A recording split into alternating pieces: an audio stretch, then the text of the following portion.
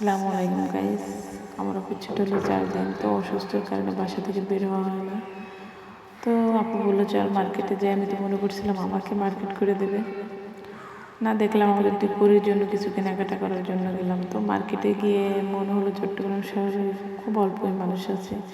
Market এতটাই খালি ছিল যে এরকম ঈদের টাইম কখনো দেখিনি। তো মার্কেট করা শেষ, চলে আসলাম। তো আপু খুব দ্রুত হাঁটতেছিল, গরম তাই। তো চলে আসলাম 99 মার্কেটে। এখানে যে এত অল্প প্রাইজে এত সুন্দর সুন্দর জিনিস পাওয়া যায়, মানে না আসলে বুঝতাম না। প্রথমে আসলাম, আসার পরে চলে গেলাম আমাদের দুই পরীর জন্য, দুটি পরীর ডানা দেখার জন্য। তো আমার আপুর পরীগুলো খুব সুন্দর, তাই পরীর ডানা না দিলে তার পরীতে মানে না।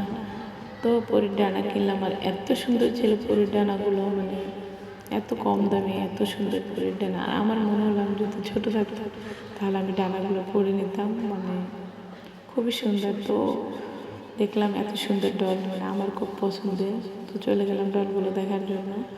তো ডলগুলো দেখতে এত সুন্দর একটা জিনিস দেখলাম, আপনারা না দেখলে বুঝবেন এটা এত সুন্দর ছিল, মানে বলার বাহিরে। আমার খুব ভালো লাগছে, তো অনেক সুন্দর।